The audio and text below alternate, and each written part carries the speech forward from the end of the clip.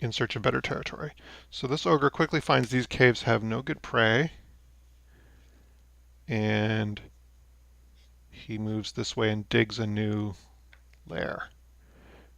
He stops when he arrives at the edge of the Umber Hulk's territory, and we will see how those two interact. That's our ogre. Ooh, goblins and bugbears. Okay, I'll tell you what, I'll bring in some goblins next, because they're a good one. All right, so we will have Purple Worm, Umber Hulk, kobolds.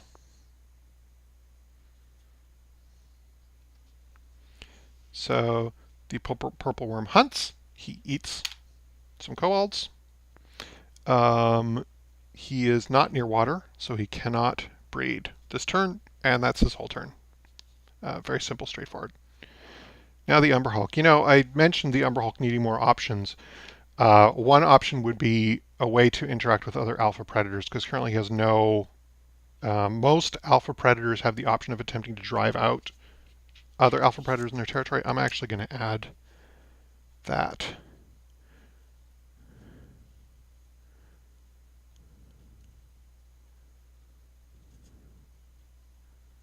And we'll make sure that gets in the next draft. So what happens here is the Umber Hulk is going to have a territorial battle with the ogre.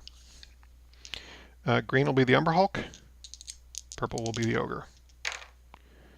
They're both alpha predators, so they both get +2. So this is a tie. I don't remember what I have happen on a tie. That's funny. I should take a look at my notes here and find out.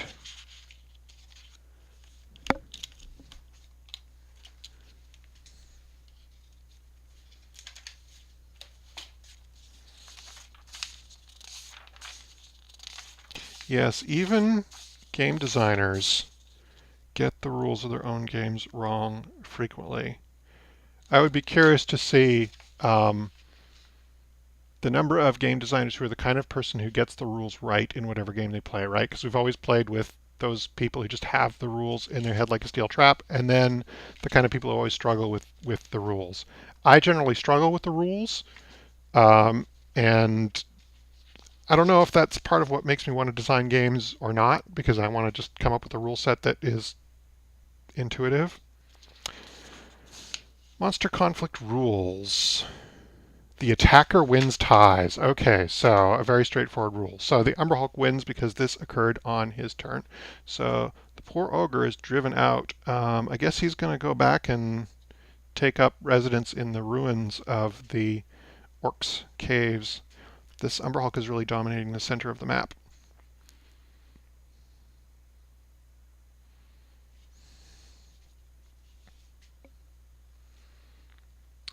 And now some kobolds. So the kobolds scout,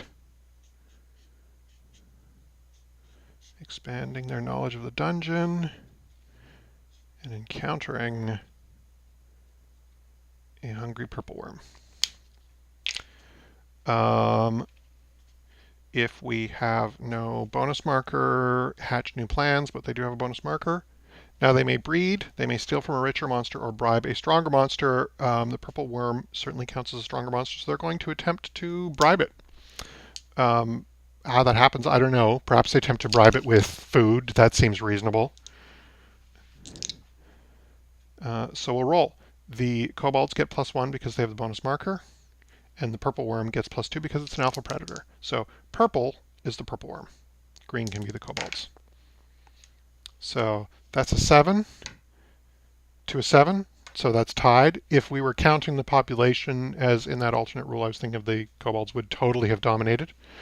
But in this case, they squeak by a win because it's a tie and they are the attacker. So their bonus is expended. The purple worm acquires a treasure.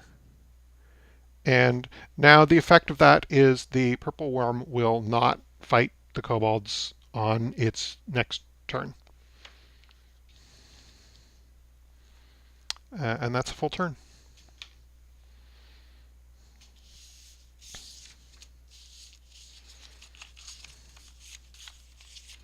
So goblins, that's what we were going to bring in next, wasn't it? Good old goblins. I'm proud of my goblin sketch. I don't know if we can get it in focus there or not.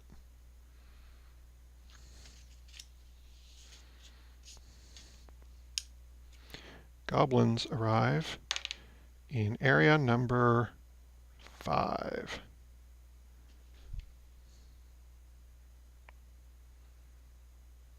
Huh, that's funny.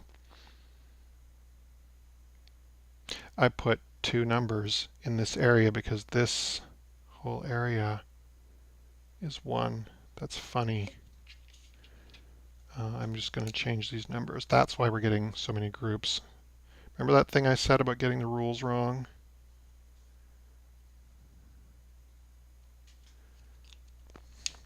Okay, so we only have 7 areas, but that's okay. If we roll an 8, we can re-roll.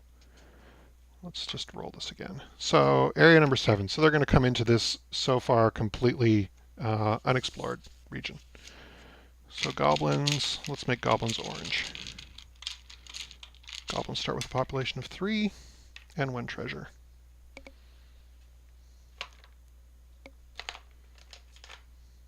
Let's use purple for goblin rooms. So I'm going to give them the old Hall of Records.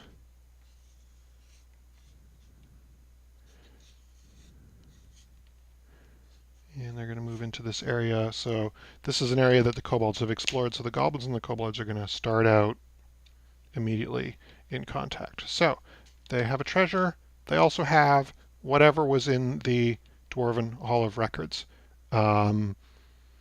This could be ancient Dwarven tomes. I don't know what Dwarven books look like. Maybe they're runes stamped into copper or something.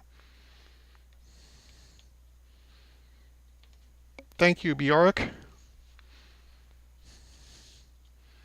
All right, so goblins. Goblins always breed. They're the quintessential population monster. So already putting pressure on the kobolds. Then, if they have no treasure, they breed again. But they do have treasure. So then now they have 4 options. They can bribe an alpha predator, form an alliance with another humanoid tribe, steal from other monsters, or scout. I think in this situation, forming an alliance is the obvious thing to do. So now they simply roll off. Let's see if I have a good dice color for the goblins.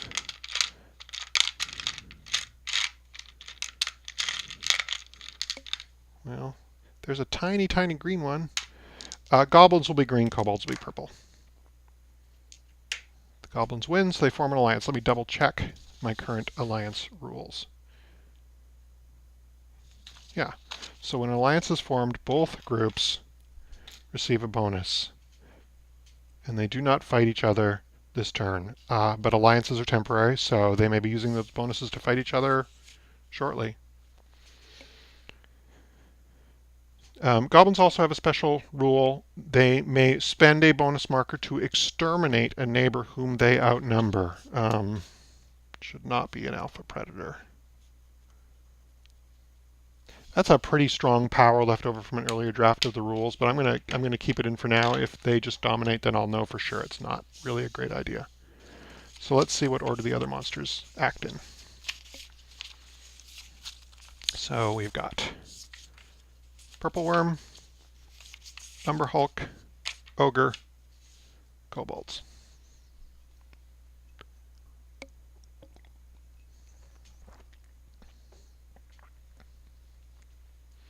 So the Purple Worm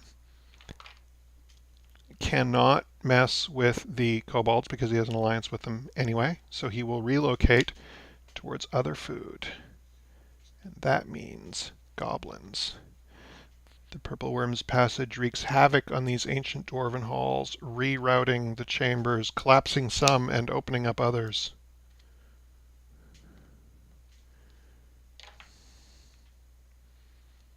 When a purple worm relocates, it leaves any treasures behind. Purple worms avoid magma areas. So he just leaves that treasure lying there for someone else to find. He is not currently near water, but he's getting closer. And then he hunts. So some poor kobolds. Goblins die. I'm going to draw some goblin bones here to indicate where some goblins died. I told you I can't resist embellishing these maps. Now, the Umber Hulk. I think the Umber Hulk should have a way of acquiring a bonus marker, because that represented his confusion power, but he got to use it once. I'm not going to do anything with that right now, but I'm going to make a note of it.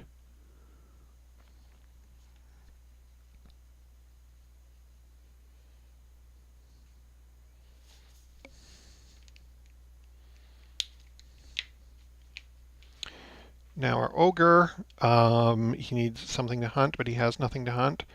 So if he doesn't, he relocates. I think he's not going to try and mess with the Umber Hulk having already been driven out. So let's relocate him to this dungeon entrance. Next turn he can dig down and we'll see if he finds someone that he can prey upon.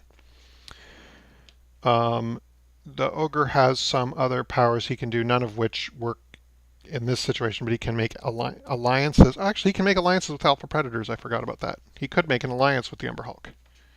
He can recruit animal groups, of which there are none on this map, but ogres can recruit animals to be their companions.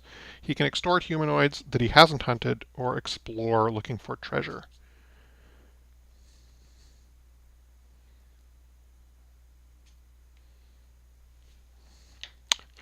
Let's give him a break. Let's explore him off in this direction into the ancient dwarven vault,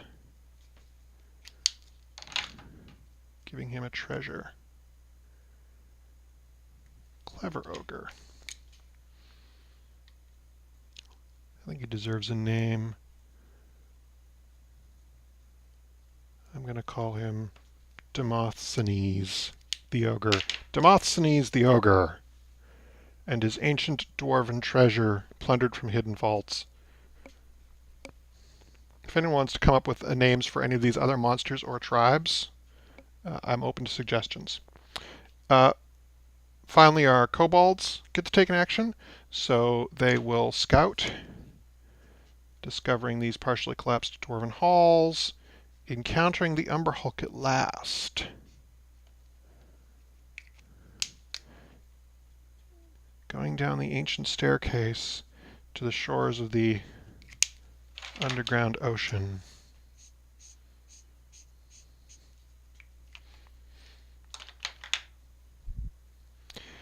They do have a bonus, so they do not hatch plans.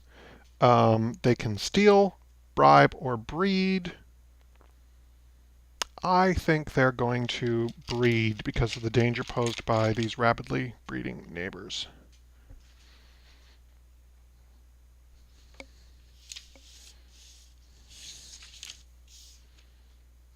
Sorry, kobolds.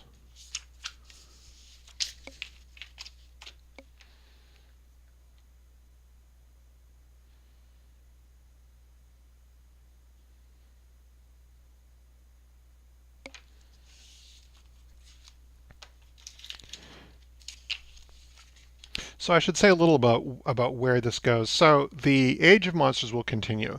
Eventually, one of the monster groups will become powerful enough to set itself up as an alpha villain. There are a few different kinds of alpha villains, and not all of those rules are written yet. The kobolds and goblins, if they reach 8 population, they can become what's called a horde, so they will then attempt to overrun the world. If they get 8 treasure, if any monster group gets 8 treasure, it can become what's called an alpha villain. So it basically they set themselves up as a new civilization and try and conquer the world. And then some other monster groups can do different things. So like a vampire can become an undead lord. A wizard can become what's called a dungeon master. He attempts to enslave all the monsters in the dungeon and use them to conquer the world. All kinds of fun stuff, some of which has rules and some of which does not yet have rules. I'm going to shuffle the orcs back in here because we can have orcs come back now. So let's get a dragon. Right on.